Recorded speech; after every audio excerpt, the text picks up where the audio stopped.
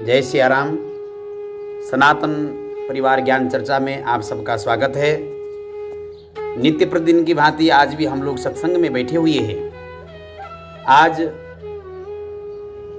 सत्संग के माध्यम से कई दिनों से दिमाग में एक विचार आ रहा था, जो आज कल हमारा नया युवा पीढ़ी आत्महत्या जैसे महापाप की ओर प्रेरित हो रहा है। क्या ये उचित है? इस विषय पर हम लोग आज चर्चा करेंगे। सबसे पहले मैं युवाओं को यह कहना चाहूंगा, हमारे आध्यात्मिक क्षेत्र में धर्म ग्रंथों में मनुष्य योनि को बहुत ही श्रेष्ठ योनि माना गया है। मनुष्य जन्म को एक उत्तम योनि माना गया है, और यह श्रेष्ठतम योनि पाने के बाद भी अगर हम इसे व्यर्थ ही बिना कोई लक्ष्य का, बिना कोई उद्देश्य का और बिना इस शरीर के माध्यम से कुछ ऐसे कार्य किए बिना ही अगर आत्महत्या जैसे जघन्य अपराध को अपनाते हैं, तो इससे बड़ी मूर्खता कुछ और नहीं हो सकता है। आज समाज में दो कारण से युवा आत्महत्या की ओर जा रहा है। एक तो अभाव के कारण, और दूसरा जीवन में सब कुछ होने के बाद भी उसके सामने कोई इस प्रकार का चुनौती आ जाए, और उस चुनौती के सामने अगर वो हार मान जाता है तो उसको लगता है कि मेरे जीवन में इससे बड़ा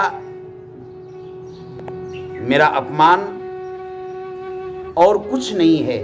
ऐसा सोचकर व्यक्ति आत्महत्या ही उसके लिए ठीक मानकर वो उसके प्रति प्रेरित होता है। तो सबसे बड़ी बात यह है,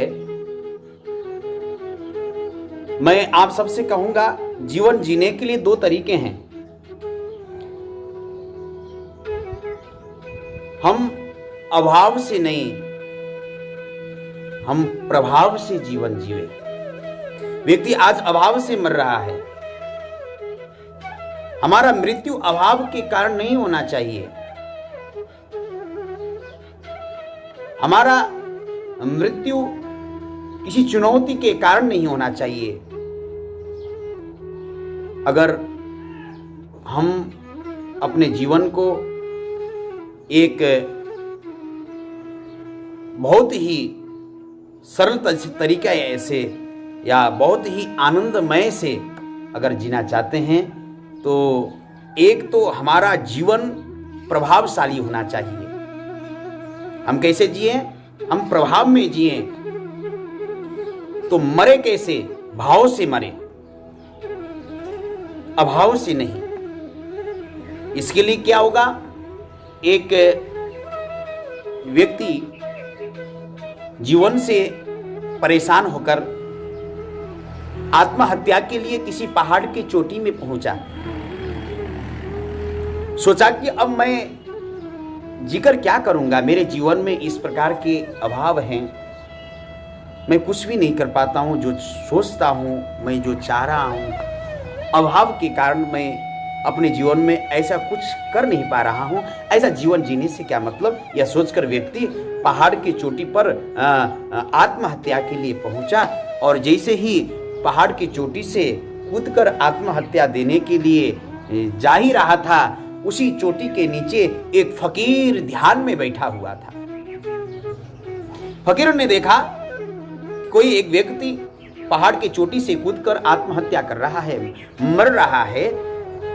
तो उस फकीर ने उस व्यक्ति को सावधान किया, अरे भाई तू क्या कर रहा है?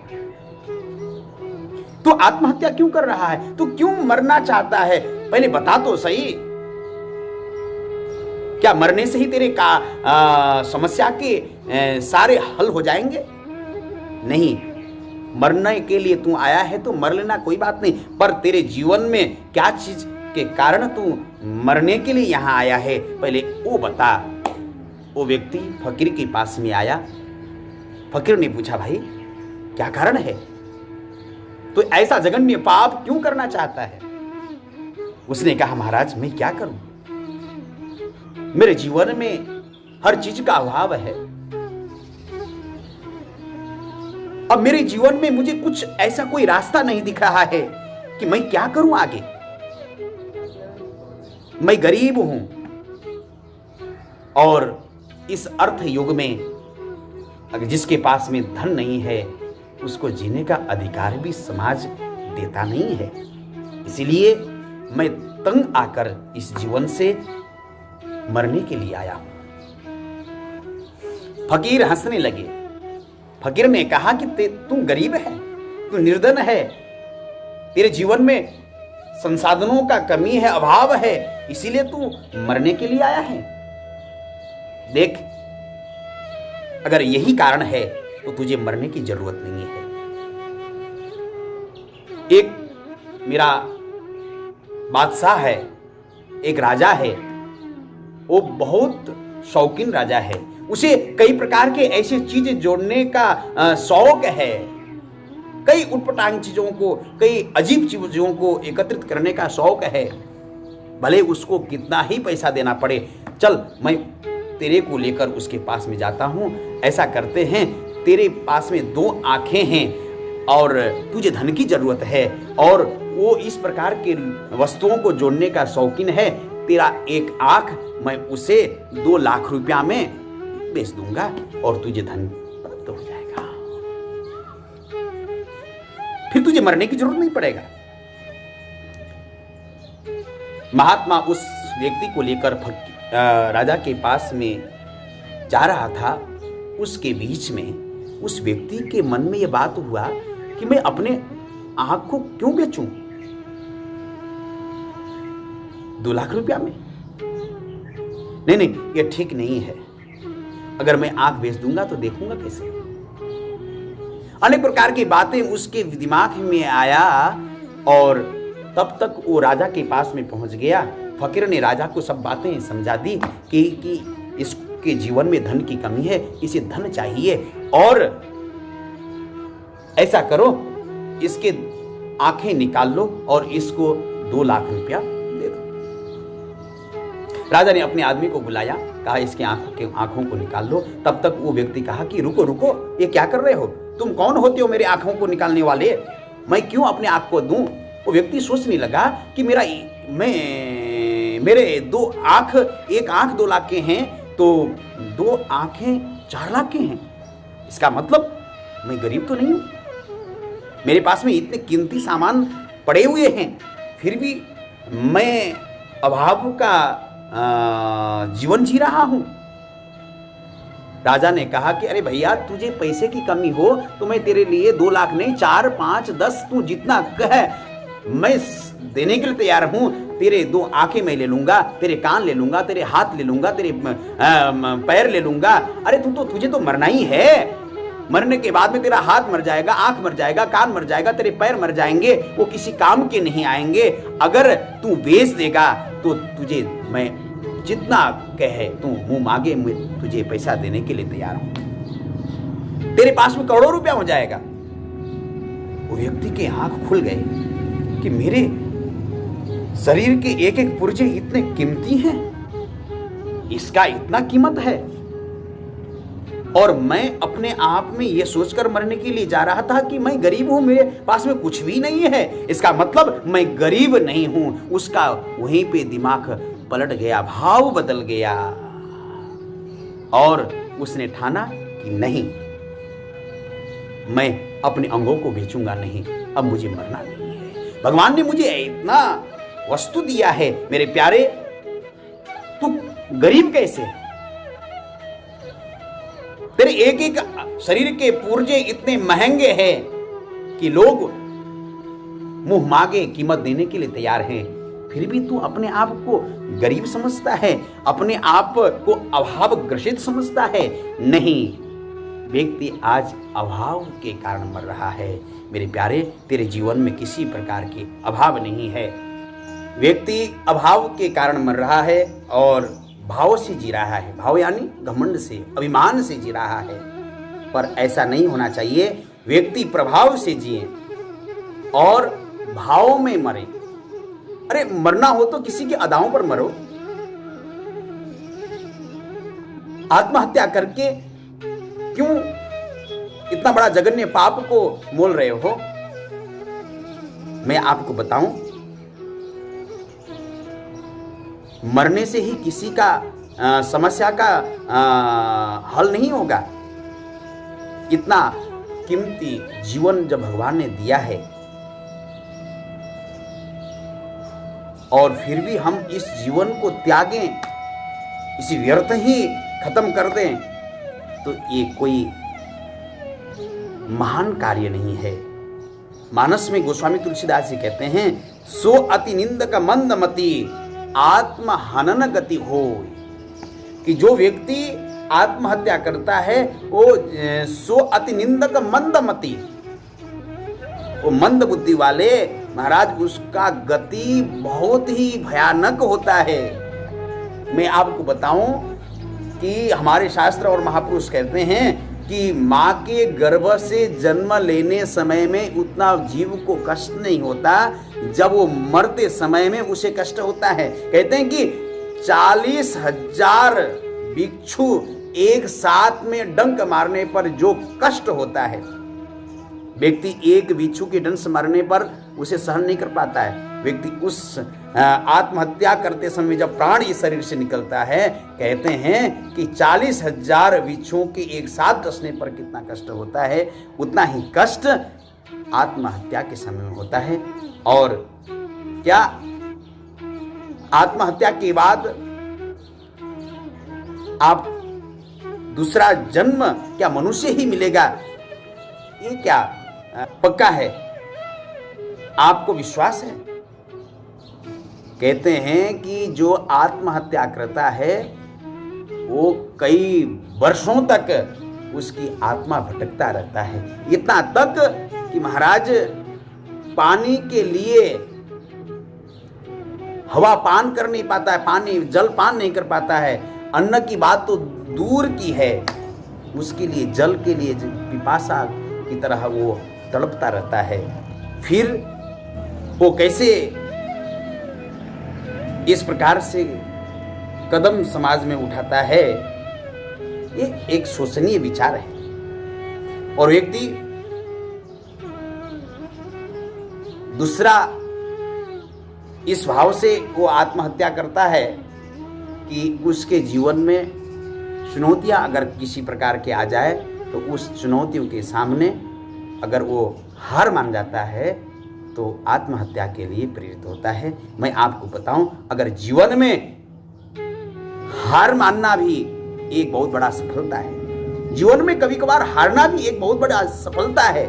जो व्यक्ति जीवन में जीतता रहता है उसे जीवन का महत्व मालूम नहीं पड़ पाता है, वो जीवन को समझ नहीं पाता है कि जीवन क्या है। अगर जीवन में उसे कभी कभार हार की चुनौती मिल जाए तो वो समझ पाता है कि जीवन कितना बहुमूल्य है। आजकल एक बात तो ये है, व्यक्ति डिप्रेशन में इसलिए आता है क्योंकि उसके घर के परिवार के लोग भी उसे ऐसा ही शिक्षा देते हैं कि जिससे वो धन संग्रह करे, और उसके मन में भी यही लालसा रहता है कि मैं किस प्रकार से धन संग्रह करूं, मेरे जीवन के अभाव को कैसे मैं पूरा करूं। और जब ये नहीं हो पाता तब वो मृत्यु की ओर प्रेरित होता है।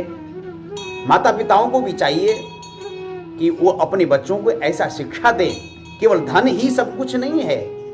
समाज में ऐसा बहुत कुछ देखने को मिलता है, सब कुछ आने के बाद भी अगर जीवन में सुख नहीं है, जीवन में आनंद नहीं है, प्रेम नहीं है, तो धन के आने के बाद भी जीवन अधूरा रह जाता है।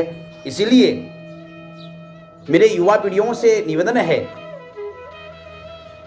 जब कभी समय मिले तो आप आध्यात्मिक चर्चाओं को श्रवण करो, कथाओं को श्रवण करो, कुछ मेडिटेशन किया करो, योग ध्यान किया करो, जिससे आपका आत्मा में शांति मिले, आत्म अनुभूति मिले। आप जिस प्रकार से ध्यान में संलग्न हो जाओगे तो आपको जीवन का सारा रहस्य धीरे धीरे मालूम पड़ जाएगा। और जिस दिन आपको जीवन जीने का कला आ जाएगा तो फिर आप जीवन के लिए तरसोगे कि कुछ और हमें जीवन मिलता तो मैं संसार में न जाने क्या कर लेता। अरे जाना तो सबको है, मृत्यु कोई बुरी बात नहीं है, मृत्यु एक परम विश्राम है।